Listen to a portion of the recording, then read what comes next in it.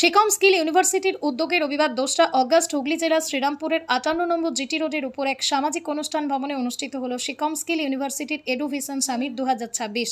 রবিবার উদ্বোধনী নৃত্য, প্রদীপ প্রজ্বলন ও গুণীজনদের সংবর্ধনার মধ্য দিয়ে সূচনা হয় শিকম স্কিল ইউনিভার্সিটির ওই অনুষ্ঠান। মূলত হাওড়ার সাঁকরাইলের ধুলাগড় শিকম স্কিল ইউনিভার্সিটির পক্ষ থেকে আয়োজন করা হয় রবিবারের এই এডুভিশন সামিট 2026 অনুষ্ঠানটি। আর রবিবারের এই অনুষ্ঠানে উপস্থিত ছিলেন শিকম স্কিল ইউনিভার্সিটির চেয়ারম্যান অনিশ চক্রবর্তী, ছিলেন চাপদানি কেন্দ্রের বিধায়ক দিলীপ কুমার সিং। অন্যদিকে প্রধান অতিথি হিসেবে উপস্থিত ছিলেন শিক্ষাবিদ চন্দন মাইতি, ছিলেন ডক্টর উমেশ প্রসাদ সিং, ছিলেন ডক্টর সাংলাভ বিশ্বাস, ছিলেন শিকম স্কিল ইউনিভার্সিটির অন্যতম আধিকারিক প্রবাল ব্রহ্ম সহ অন্যান্যরা। অন্যদিকে অতিথি হিসেবে উপস্থিত ছিলেন ওবায়দুর রহমান মল্লিক সহ হুগলি জেলার একাধিক হাই স্কুলের প্রধান শিক্ষক শিক্ষিকাবৃন্দ।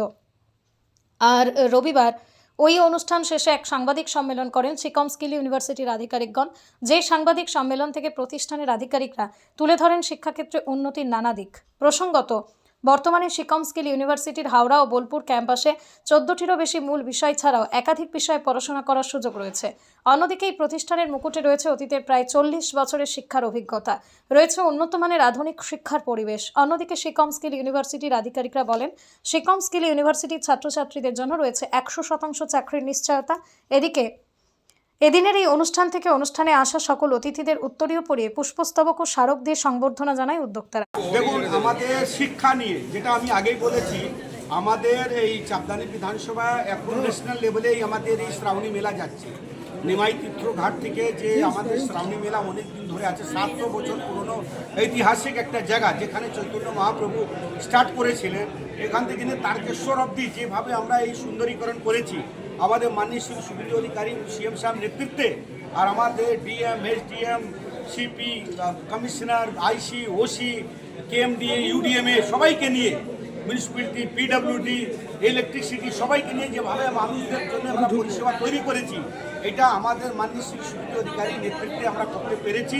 আপনারা গিয়ে দেখবেন এই নিমাই তীর্থঘাটে যা পরিবেশ সুন্দর আমরা করেছি। সেখানে একটা দুর্নীতি হতো, 10 টাকা 20 টাকা করে টাকা তোলা হতো, সেটা বন্ধ হয়ে গেল। তোলাবাজি কোনো রকম চলবে না, দুর্নীতি কোনো রকম চলবে না। এই সুশাসন, এই যে আছে অপশাসন সরকারের শেষ হওয়ার পর সুশাসন সরকার এসছে আপনাদের সরকার, মাননীয় শ্রী প্রধানমন্ত্রী নরেন্দ্র মোদীজি ডবলজির নেতৃত্বের সরকার, মাননীয় সমী ভট্টাচার্য, শুভেন্দু অধিকারীজির নেতৃত্বের সরকার। এখন আমরা ওই শিক্ষা আর আমাদের ওই স্বাস্থ্য নিয়ে বেশি আমাদের অ্যাক্টিভিটিস আছে, সেটা নিয়ে আমরা একদম হাঁটছি। আমার এই শ্রাবণী মেলা শেষ হলেই আমি এই পুরো টিমটাকে নিয়ে বসবো। রাজ্য স্তরে নিয়ে গেলে এটা সুন্দর করে কীভাবে কী করা যায়, এটা ভালো প্ল্যাটফর্ম আমি পেলাম, এত সুন্দর প্ল্যাটফর্মটা পেলাম। আমি কথাগুলোটা বিধানসভায় তুলে সেই জায়গায় জায়গায় ওনাদের মাধ্যমে আমরা আরও সুন্দর করে ডেভেলপ করতে পারবো। আমাদের স্কুলগুলো ডেভেলপ করতে হবে, ছাত্রদের প্ল্যাটফর্ম তৈরি করতে হবে। আমাদের পশ্চিমবঙ্গের ছেলেমেয়েরা পশ্চিমবঙ্গেই চাকরি করবে। আমরা যখন শিক্ষা দীক্ষা ভালো করে দেবো, স্বাস্থ্য ব্যবস্থা যখন ভালো থাকবে, আমরা নিশ্চয়ই এখানে বড় বড় শিল্প করে তাদেরকে ভালো চাকরি দিতে পারবো।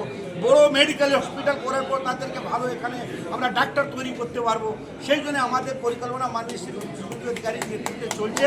আমরা আমাদের টিচার শিক্ষকদেরকে নিয়ে, আমাদের যারা ডাক্তার সার্জনদের আছে তাদেরকে নিয়ে আমরা উন্নয়নের দিকে, উন্নতির দিকে এগিয়ে যাব মাননীয় শ্রী সুবিধা অধিকারীর যে নেতৃত্বে। দেখুন, এইটাই তো বলছি, আজকে এই যে সুযোগটা, যে প্ল্যাটফর্মটা আমি পেলাম, আমি যদি নাই আসতাম আমি বুঝতাম কী করে।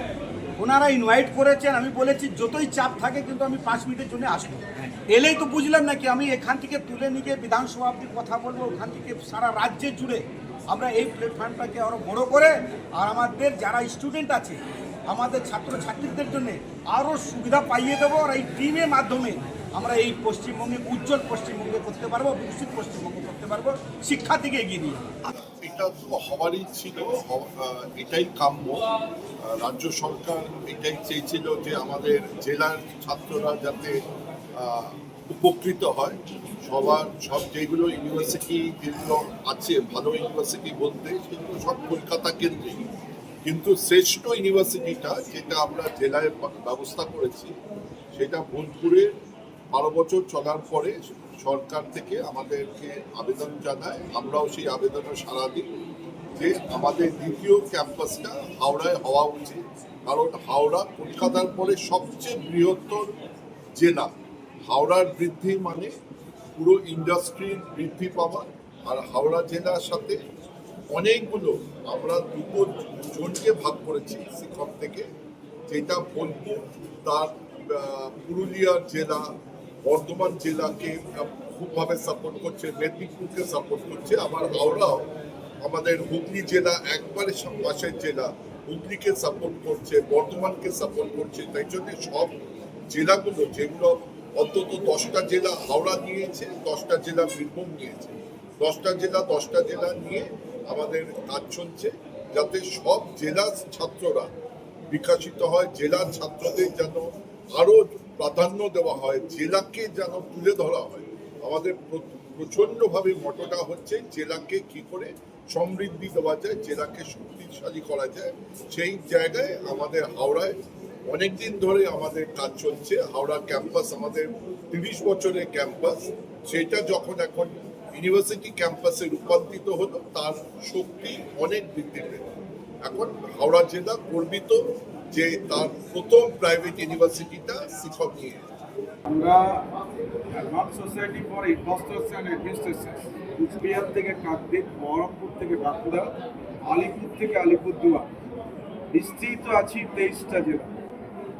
আমাদের এই প্রধান শিক্ষক শিক্ষিকা যারা ক্লাস 2 লেভেলে কাজ করছে, উচ্চ মাধ্যমিক স্ট্যান্ডার্ড, তারপরে যেখানে কলেজ বিশ্ববিদ্যালয়ে যাবে, এই যে হিউজ গ্যাপটা হচ্ছে, সেই গ্যাপটা পূরণের জন্য সিকম স্কিলস ইউনিভার্সিটি তারা এগিয়ে আসে। কোলাবোরেটলি আমরা জয়েন্টলি অনেকটা অ্যাচিভ করার চেষ্টা করছি, যাতে রিচ করা গ্রাম অঞ্চলের যে ছেলেমেয়েরা তাদেরকে অরিয়েন্টেশন করা, তাদের কাউন্সেলিং করা, কেরিয়ার কাউন্সেলিং করিয়ে আমরা যদি নিজেরাই ট্রেন না হই তাহলে তাদের বাচ্চাদের কাছে যাবে। সেই ট্রেনিংটা আমাদের অরিয়েন্টেশনটা জেলায় জেলায় chairman Sikkim skills university Anish Chakraborty একজন বিশিষ্ট শিক্ষাবিদ, বিশিষ্ট এন্টারপ্রেনার, বিশিষ্ট ইন্ডাস্ট্রিয়ালিস্ট। তার দীর্ঘদিনে তার মা বাবার যে দেখানো পথ, তাদের ইচ্ছা যে গ্রামে গিয়ে কাজ করে, এই গ্রামে গিয়ে কাজ করতে গিয়ে আমাদের মনে হচ্ছে যে গ্রামে অনেকটা গ্রাম পিছিয়ে আছে, কারণ আমাদের ছেলেমেয়েরা বিদেশ চলে যায়। এটা যেটা বললেন যে মেরিটাইম কলেজ করে তারা 40% নাবিক তৈরি করেছে। ঠিক এই যে স্কিল কথাটাকে এনেছেন, এই প্রথম ভারতবর্ষের কোনো ইউনিভার্সিটি যারা স্কিলটার কথা বলেছে সেটা হচ্ছে এই শিক্ষক। নলেজ আজকে তত গুরুত্বপূর্ণ। আমি কতটা জানি গুগল হয়ে গেল আমার দাম নেই, আমার কাছে কতটা স্কিল আছে। স্কিল হওয়ার জন্য যে দরকারটা, যেমন এগ্রিকালচার, আমরা কি করছি, আমরা পল সায়েন্স পড়ছি, ইতিহাস পড়ছি, এডুকেশন পড়ছি, লাখ লাখ সংস্কৃত পড়াচ্ছি, দরকার নেই। কি জন্য পড়াচ্ছি? স্কিল বেস সাবজেক্টগুলোকে পড়ানোর জন্য গ্রামে গ্রামে যাদের ছেলে মেয়েদের তারা যাতে আসে এবং তারা অনেকটা কম পয়সায়, কখনো পয়সা না দিয়েও পড়াশোনা করতে পারে। সেটা একটা ধুলাগড়ে কিংবা একটা বীরভূমে প্রত্যন্ত অঞ্চলে তারা যে কাজটা করছে, আমরা তাদের ওয়েলকাম জানাই। আগামী দিনে আমাদের যৌথভাবে সারা রাজ্য জুড়ে যে এই একটা ঢেউ, একটা প্রসারিত করা, এডুকেশনকে আরো স্প্রেড করা, একেবারে কৃষকের নাঙলের ফলার মধ্যে পৌঁছে দেয়। তারা ল পড়াচ্ছেন অত্যন্ত কম পয়সায়, তারা আরো যে সেক্টরগুলো নিয়ে আসছেন, ফার্মাসি নিয়ে আসছেন, স্কিল বেস সাবজেক্টগুলো যেগুলো দরকার সোসাইটি, সেটা করছেন। আমরা সেই কারণেই একসঙ্গে এই পথে চলা এবং তাদের যে কোয়ালিটি আমরা দেখেছি, আমরা ভিজিট করেছি ক্যাম্পাস, এটা অসাধারণ ভালো। সকলকে সিকম স্কিলস ইউনিভার্সিটির পক্ষ থেকে জানাই আন্তরিক শুভেচ্ছা এবং অভিনন্দন। আমরা এই সিকম স্কিলস ইউনিভার্সিটি থেকে হুগলি জেলা আসতে আসতে আমরা পথে লক্ষ্য করলাম মানুষের আবেগ, মানুষ বিশেষ করে হুগলি জেলা আমাদের নির্ধারিতভাবেই এটা ডেট করা ছিল, যেটা এডুকেশন সামিট, যার মূল উদ্দেশ্য ছিল স্কুল শিক্ষা থেকে কর্পোরেট শিক্ষার পদার্পণ। যেক্ষেত্রে একটা স্টুডেন্ট যখন স্কুল শিক্ষা থেকে শিক্ষায় ওরা যায়, সেক্ষেত্রে ওদের বিভিন্ন অসুবিধার সম্মুখীন হতে হয়। সেইটা নিয়েই হচ্ছে আজকে আলোচনা মূল্যী। ব্যাপারটা হচ্ছে টোটাল যেনারা প্রধান শিক্ষকরা রয়েছেন, আমাদের মাননীয় চেয়ারম্যান স্যার, মাননীয় শ্রী অনিশ চক্রবর্তী মহাশয়ও এই ব্যাপারে দৃষ্টিপাত করেছেন যে একটা স্কুল শিক্ষা থেকে কর্পোরেট শিক্ষায় যখন কোনো স্টুডেন্ট আছে যাতে অসুবিধা না হয় সেই বিষয়ে বিস্তারিত আলোচনা হয়েছে। এবং এই অনুষ্ঠানের মাধ্যমেও অনেক হায়ার এডুকেশনে যেসব স্টুডেন্টরা উচ্চশিক্ষা গ্রহণ করতে চায় সেখানে কিছু স্কলারশিপও আমরা ঘোষণা করেছি।